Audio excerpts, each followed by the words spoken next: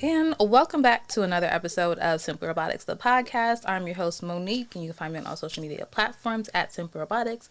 I am joined by my wonderful co host for the series of episodes, Jaren. Like, honestly, if you don't know her by now, I don't know why not, because this is her fourth time now coming back on the show, her third time coming back to talk with me about this Marvel Disney series, What If? And it's been so helpful and beneficial having Jaren here because I forget a lot of things. I don't know a lot of things.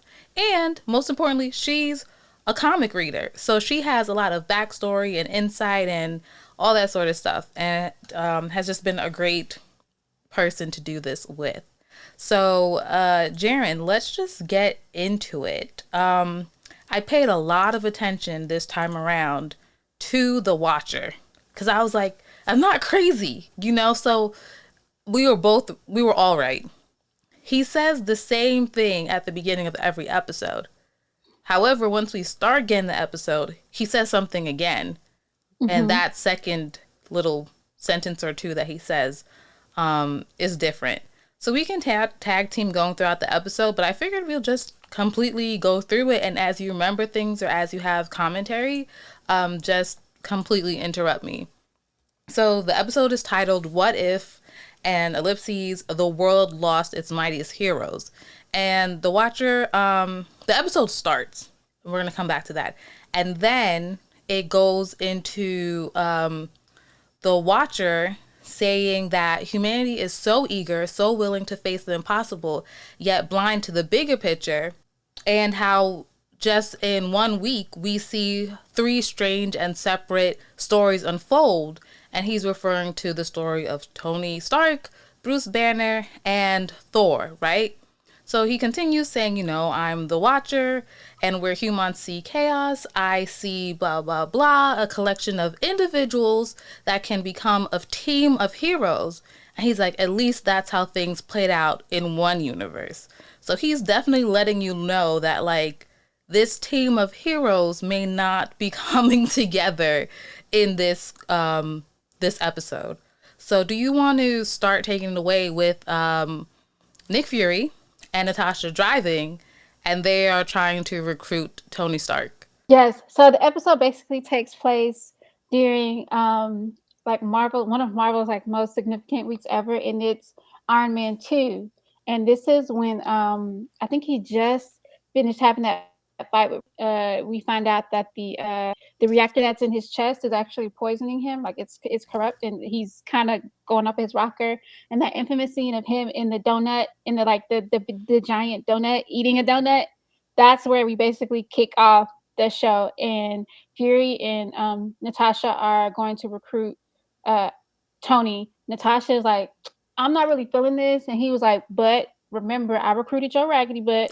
So we're going to recruit him. Just pretty much understand that this is going to be a ragtag group of misfits. And this is what it is. And so they go to have that conversation with him. Right, and they're in the diner now. Tony's like, I don't really want to do this. And they're like, yeah, you do everything yourself. And we're seeing he has like some sort of scarring or whatever on his neck. And then Natasha comes up and like injects him with something that's actually supposed to like sedate him. But he ends up basically falling out of like the seat and dying. Like right there, drops dead. Instantly.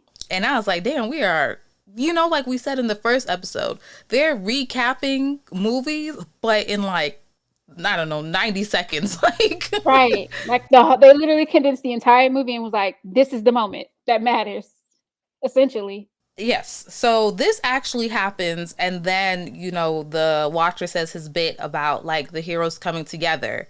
And then we go to Thor. Is it the first movie that they're doing in this part, right? Yes. This is when he gets banished to Earth and he has to prove his worth. And they're literally mirroring the opening of when he gets to Earth. It's a storm.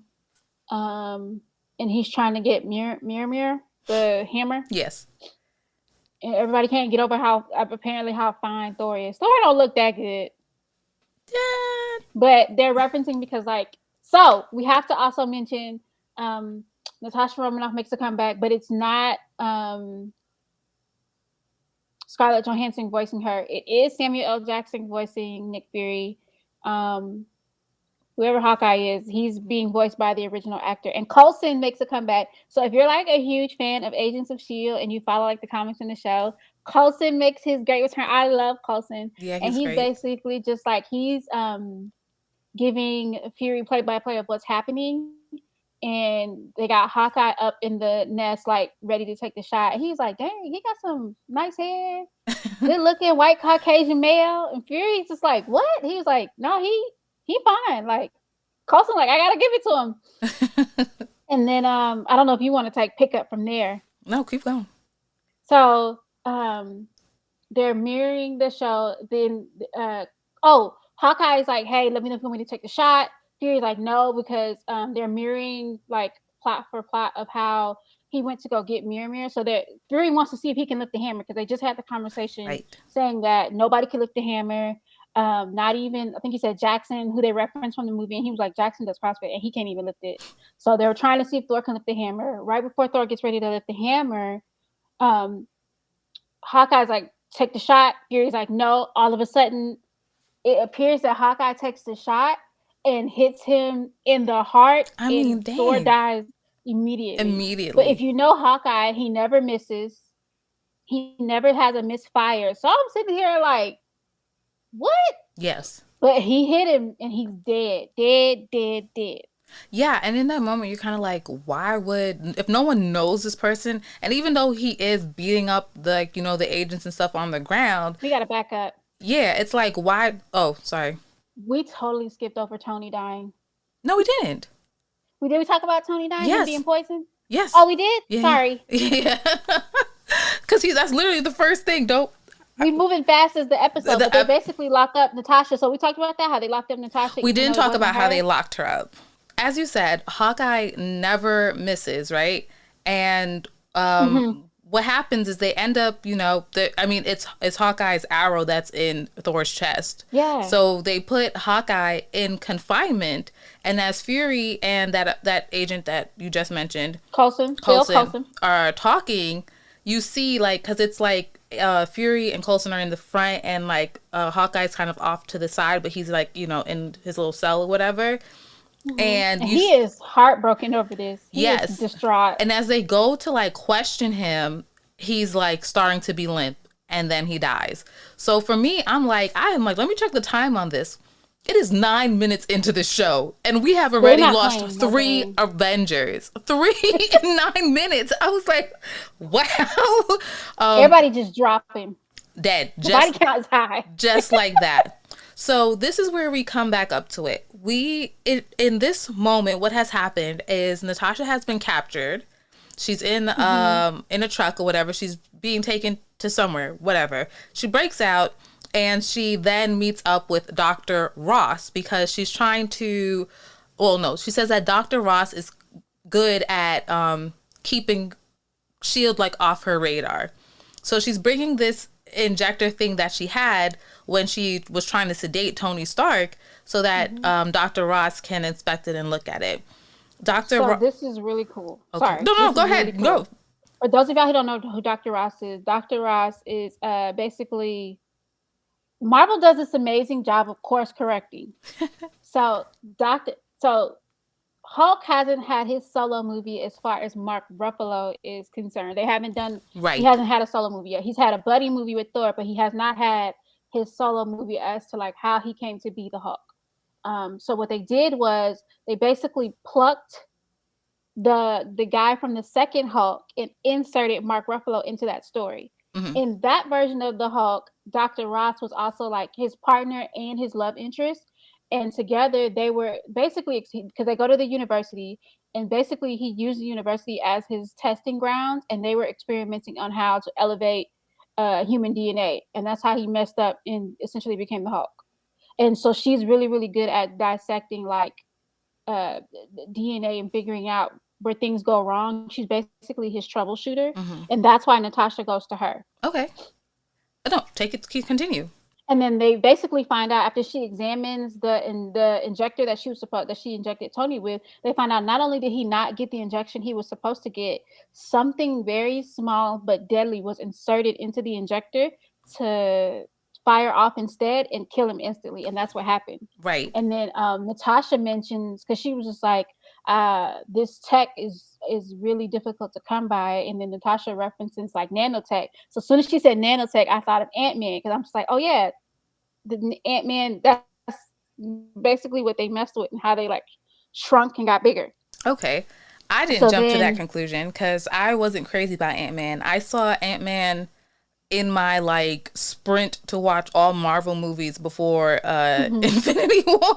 So You should give it a rewatch. It's pretty funny. I should give it a It's rewatch. good. You're absolutely right. And I saw Ant-Man and the Wasp Which at is why Essence Marvel is Fest. genius, because these movies, this show is making you go back and revisit the certain things in the movies to kind of like, because even if I don't sit and rewatch the whole movie, I'll like scrub it and be like, let me make sure I'm not tripping.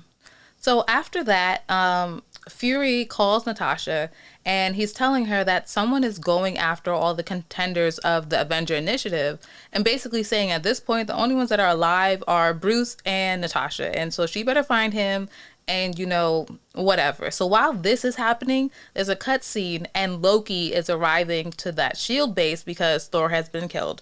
And he kind of being the god of mischief agrees to let Fury find Thor's killer basically by sometime something dealing with the sun the next day. So it's going back and what you about to interject? So what's so important about Loki arriving is not only did he arrive, but he brought the entire Asgardian army with him. He brought Sif and friends, and he also brought that frost giant thingy that was in Thor's first movie that he had, the big bad that he had to battle at the end that was like freezing everything. He brought that, and he was like, "So y'all kill my brother." No, he made it a point to announce like, "I'm the new king. Y'all kill my brother. It's time to wreck shop." Yeah, so And as Fury has to basically like talk him off the ledge. and Fury and Loki are having that moment, and we're cutting back and forth between them and Natasha and Bruce Banner being confronted by like the army and the military on the campus. So as that's happening, one way or another, Bruce gets shot and he starts becoming the Hulk. And, you know, he's raging, all sorts of stuff like that. Then he kind of starts like bubbling. And I'm like, oh, they are not about to. Yes. And he basically like, they don't show like gook and all that sort of stuff, but he explodes or implodes one way or From the another. inside out. Yeah. You ever seen that meme when that girl's just like, Yeah. my So best friend was in the living room and she was like, "What's wrong with you?" I was like, "The Hulk is not supposed to die." yes, exactly. He's not supposed to, but he does. And later that day, we see Natasha's like in the library on the computer on the campus, and she's trying to connect the dots about all these murders. And she finds out that a former agent, Hope, has accessed some of the files within the last like day. However, she has been dead for like 2 years. So what's really going on here? She And for those senses. of you who don't know who Hope is, Go ahead. Mm-hmm. Hope was she was originally supposed to be picked for the Avengers in the lineup, and I think in the comics, there's a run in the comics where she actually is an Avenger. She is Ant-Man's love interest and the daughter of Hank Pym. Mm-hmm. And so it's basically revealed that in this universe, she did work for S.H.I.E.L.D. and she went on missions for S.H.I.E.L.D. and she essentially died on a mission for S.H.I.E.L.D. Right. So Natasha is starting to connect the dots. She's calling Fury, and as she's doing this, she can tell that someone's in the area, and she's getting ready to square up, and she's basically getting her butt whipped by like wind. Like we don't know what's happening unless you do know. Like Jaren, you're like nanotech, Ant-Man, someone's small, you know, doing stuff there. So now we are at 20 minutes into this 30-minute episode. All of our Avengers, our potential Avengers, are dead, and I'm just like, It's like, yeah, exactly. You know, so we fast forward a little bit. Fury's in the diner again. He's listening to Natasha's voicemail where she's saying it's all about hope. It's all about hope. He gets into his car and we see that Captain Marvel like walkie-talkie beeper device gadget thing, and I'm like waiting for him to press the button, and he like doesn't, Mhm. he doesn't press it. And Wait. yeah, and I'm like, press that button, It's like, wait, what you doing? Like, we down. We're right. down. Like, we need a win. And he's like, okay, it's all about hope. And then we see that he arrives to a cemetery, and it says Hope Van something, her full name, on the tombstone. And then we hear and see that Fury is greeted by Hank Pym, who's Hope's father. And they have like this whole bunch of dialogue. Everything is revealed that Jaren just said, and they do some flashbacks to show how Hank did shrink down to size and how he was going in everybody's ears and messing them up from the inside out, basically. And I thought that was like, when they showed the part with the Hulk and like what he was doing to his heart, I was like, that's really brutal. Like, like, I didn't really like that. So, what happened? They're pulling a lot from the comics, because Hank Pym in the comics was, they basically chalked it up to, because like when he beat up, the way he beat up Natasha Romanoff, I'm like, I know she like an agent and everything, but you going kind of hard to be like beating up a woman, like dang. But in the comics, that's how he was, like the Pym particles that he takes to make himself swing it. He used himself as like the prototype he did it before he perfected the Pym particles. So it essentially like messed with him and made him a lot more like aggressive and angry. Like he's basically a short fuse, and in the Pym particles, like how when they told him when they told Steve Rogers, like when you take the serum, it enhances what you are, essentially. It makes you more of what you are. That's essentially what the Pym particles did to Hank. Like they made him worse than he already was. He was already on a short fuse. So which was interesting, because he kept talking about this devotion to his love and his love and devotion to his daughter and his wife. But in the comics, he beat the crap out of his wife. Like he the way he did Natasha, that's how he did his wife in the comics. They just swapped them out. No. So I also think it's interesting that they revealed that it was Hank doing this all along, because I'm also just like, if this is all about hope, why not just go right after Fury? Why take out the Avengers? Oh, because he's trying they don't really have he's trying to stop Fury from like hurting more people by making them work for S.H.I.E.L.D. That didn't really add up to me. No, because the wrong way to go about it. Because why are you killing them? No, because I'm like, if that's the case, take out Fury and be done. Yeah. But it's like he's being spiteful, so like Fury can feel lost because he's felt lost, But it's like, and Fury says that, so like, you're trying to get at me, but by killing everybody. And he's like, why'd you even kill Thor? Like Thor just came out. I don't give a damn about that. He said it. He's like, I don't give a damn about them. No, but was that really him, or was that Loki? Because okay, we're gonna get to listeners, right? So what happens is like they have this like fight scene. I actually really, really enjoyed this fight scene. This is like Loki is using his illusion, so we're seeing a bunch of Furies. But before we see the bunch of Furies, like Fury is really beating the crap out of this like nano gadget fly thing. Like he's swatting him all around. And I think so far it was just a really, really good fight scene. So we're seeing all these illusions, and Fury is saying a lot of stuff about, I don't give a damn about any of the Avengers. But I'm like, is that really Loki or is it Fury? Because, I feel like either way, that's exactly what Nick Fury would say. Like it doesn't even matter. I feel like he was channeling his inner Nick Fury. Nick Fury was like, listen, I don't give a damn. They all could go. As long as they serve my purpose, they all could go. Right. So the fight's over. It's revealed that it's Loki behind all the shenanigans and, the god of mischief. And Hank is just basically like, if you cared about her, if Hope was everything that you're saying she was to you, then like honor her. And I was like, okay, so where do we go with that moment? Like, right.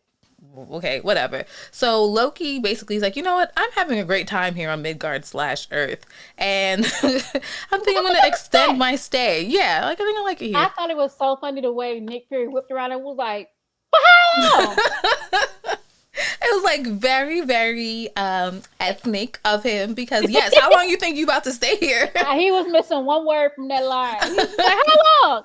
And then you cut to the next scene of him standing in front of the UN, and he's just like, so I'm the leader, I'm the king now, I'm the ruler, y'all need to be ruled, and I'm here to do it. Yes, and it makes sense, because the whole point, weren't the Avengers brought together to stop Loki? And they're all dead thanks to Hank, so there's no What? Go ahead. Oh, no, I'm saying, so there's no one to stop Loki in this plan, right? Which brings me back to my point. It didn't make sense for Hank to take out all of the Avengers when he could have just went after Fury and called it a day. Which is why I think Loki set that whole thing up from jump. Because he's the god of Because mischief. I also think he's the god of mischief, and this is also Loki before he gets to the TVA and all that stuff. Yes. So he's still chasing after like small bones, and then it's just the way, because like if you watch any of the Thor movies, if you've seen anything with Loki, Loki cannot stand Thor. Right. Never liked his brother. Didn't want nothing to do with him. Didn't like his brother. Didn't love his brother. Been plotting to kill him since they was kids. Like I think in Thor Ragnarok, he talked about how when they were kids, he tried to kill him with a snake. Yep. Like he been after Thor from day one. So the fact that he showed up and was like, "I'm here to avenge my brother," I was just like, "No, you're not." You're probably right. You're probably right. I feel like he's but the way Loki is, Loki plays the long game, and he's very good at manipulating people. So I'm like, I wonder if he got to Hank Pym long before it was like, well, shoot, since she want to take out Fury, go ahead and take out the Avengers for me too, because I think it made it easier for him to ascend to the throne if his brother ends up dead and it wasn't by his hand. Like nobody's gonna question him if his brother died on Earth, killed by a human, versus dying in Midgard mysteriously and nobody can explain his death. Right. That's and then it makes it easier for people to accept him being king and being like, well, shoot, go ahead and take over Earth too, because they killed Thor, so we need to take over them because they out of pocket. You know what I mean? Like it just, he benefited the most from all of this. Yeah. No, like I think he walked you're right. away truly the winner. Yeah, because ultimately there's no one to stop Loki's plan. So why wouldn't Loki get to like Hank and manipulate the fact that S.H.I.E.L.D. killed his daughter so that he can stop this mission, the initiative? Yeah. Because he was very, he picked Hank because one, I think he picked Hank because one, Hank has a really short fuse, so it's easy to set him off, and two, Hank can take out everybody else, but he can't take out Loki. Right. Versus like if he would have used the Hulk or somebody, like it's all fun and games until the Hulk decides the Hulk smash you too. And we've seen that. We've seen that in one timeline. So what's happening? Loki's at the United Nations, and then we start to hear the Watcher, this is verbatim, he says, "I believe in this universe as in every other, hope never dies, as long as someone keeps their good eye on the bigger picture." And as he's saying this, we're seeing like Fury is in some sort of like a deep freezer or some sort, and he walks over to like this chunk of ice, and he wipes over it, and we see Captain America's shield. And he says, "Welcome back, Captain." And at first, like, you know, you're like, oh, he's talking to the shield. But they pan slightly to the right, and we see Captain Marvel, and she's like, okay, like, where's the fight? And then Annie up. episode's over. And I'm like, oh, so what? Who are the Avengers in this universe? Like, yeah, Captain America, there's two captains, Captain Marvel. Like, who else could it be? We know that Marvel doesn't do throwaways. So what I'm thinking is, I think all of these episodes are more connected than we think they are. Oh, absolutely. I think they're going to be key characters from these episodes. Okay, because we've seen in the trailers, we've seen like that Avengers shot, and it's like T'Challa. I think I saw T'Challa. What's his name? Killmonger. Okay. But it's people from this episode. It's people from these episodes. And I think we're going to get, but I don't know who the big bad is going to be. Is it going to be Loki? It could be Gamora, because Gamora Or is it going to be Gamora? Yeah, is it going to be Gamora? So good. I actually think finally, like, I really enjoyed this episode probably more than the others. Yeah? Yeah. Like, I feel like the T'Challa episode was just so sentimental, you know? But I was like really most entertained by this episode. I felt like finally, you know. I think this episode followed the traditional trajectory of a what if variant, because what ifs are dark, and like the amount of people that dropped in this like episode, flies, like really. And this was like over the span of a week. They also did like the traditional thing when Marvel tells time, they go by like the day of the week, so it flashed like Monday. By Friday, everybody was dead. Gone. Seriously. Like in the span of a week. Yeah. The one thing I found to be quite jarring in this episode, however, was the lip syncing. Yes. Okay. I thought it was just me. I was Thank like, you. something is off It was with just, their I mouth. I And I couldn't don't do know if it. I was so caught up in episode 2 with T'Challa and just like being sentimental, like you said, that I didn't really pay attention to it. But in this episode, I'm like, this is like rotoscoping gone bad. Like, you know, when it's like that delay and they turn and it's like, doo, doo, doo, Yeah. doo, doo. Like they would say something and then they're not talking anymore, but mouths are still moving, or their mouths will start moving before they could get what they were saying out. Like, I don't know. It was weird. It was just too much for me. Yeah. And I But don't they know. nailed the action scenes. Yes. Yes, they did. And I don't think the lip syncing in the first episode was that distracting I don't either. know. I don't think so. But yeah, actually, You think it was just this episode? I think it was just this episode for sure.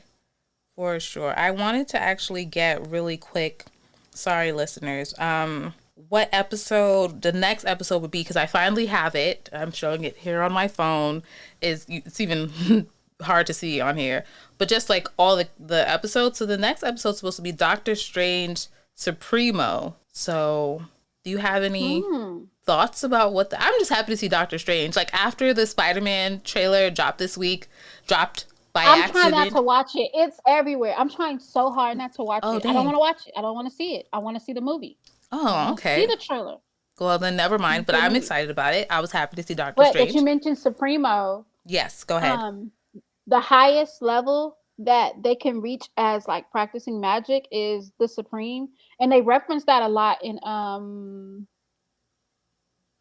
what's her name? The Great One? WandaVision. They reference it a lot in WandaVision. That was so awful. I wonder if he becomes the Supreme and is like, what happens if he becomes in this? Because I don't know how I feel about that. I don't really like Doctor Strange like that. Like, he's funny, but I don't really like him as a person. Like, I don't think he's supposed to be likable as a person. Like, he's a jerk. That's what I'm saying, and I'm like, that's a lot of power to give a butthole. Yeah, I feel you.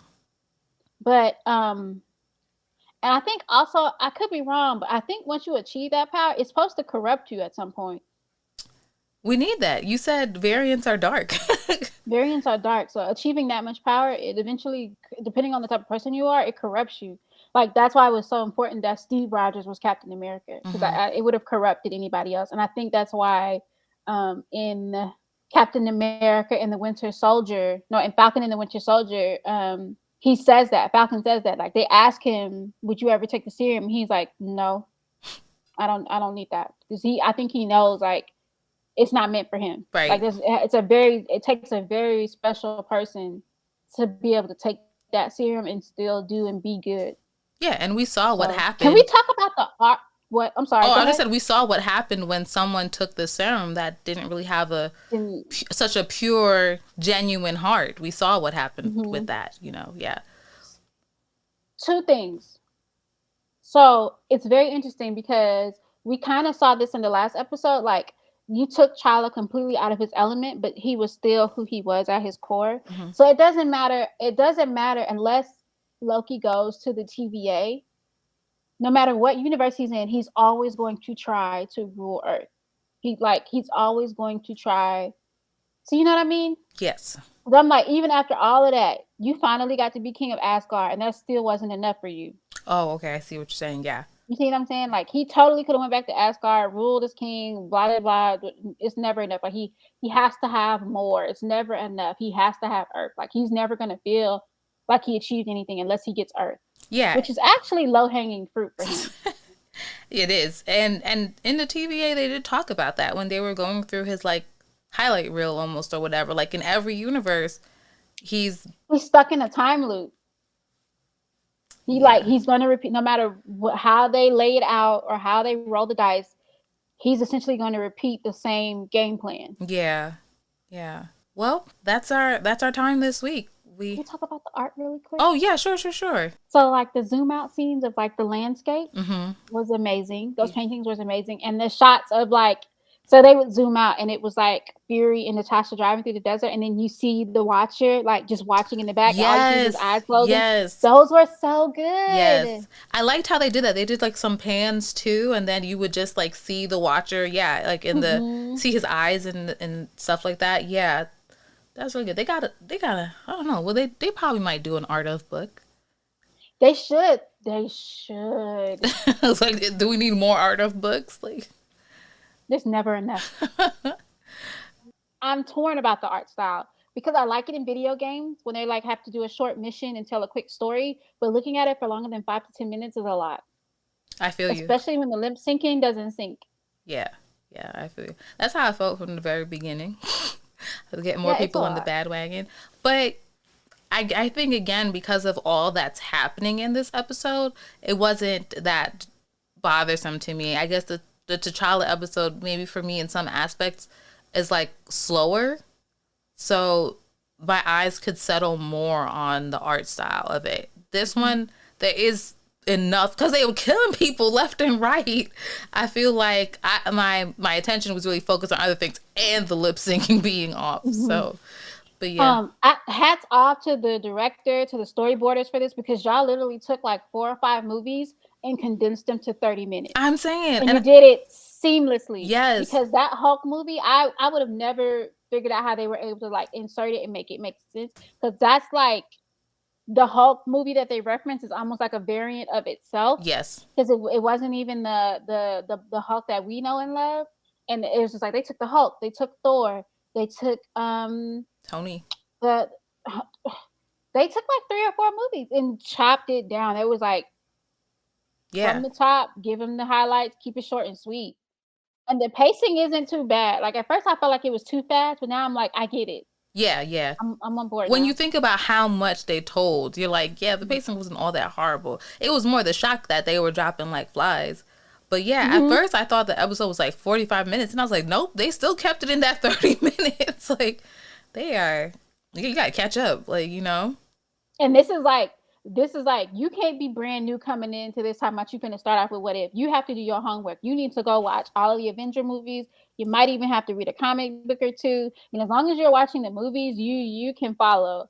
But like one of my friends, she's not really into Marvel. She's like, I'm gonna watch What If. And then she came out the room like, help me. And I was like, nope. Go back. Yep. You got movies to watch. Watch a couple YouTube videos or something, then come over here. Like, I'm like, we'll be here for days if you ask me to explain everything to you. Yeah, we're not doing that. No, but for real, this is the end now. Jaren, thank you so much. This has been fun. And I will just share for the listeners, I do have some friends. Alex will be back. I already have her scheduled to be back. We will be joined by a man at some point, because another friend was like, I want to join you. So I had him pick his episode, and I'm already anticipating the finale. I probably shouldn't speak about it, but I'm looking forward to the finale episode 2, because I'll be bringing on a different person. So this is turning out to be fun, and mixing and mingling friends and, you know, talking about this. I'm having a good time. Me too. I'm having an awesome time. Yeah. So fun. Again, Jaren, just drop your social media where people can find you. You can follow me on all social media platforms at Jaren Merchant. So it's JAARON. Last name Merchant, like a sales merchant. You can follow me on all social media platforms. Nice. And I am, as always, Simplyrobotix on everything. And until next time, bye.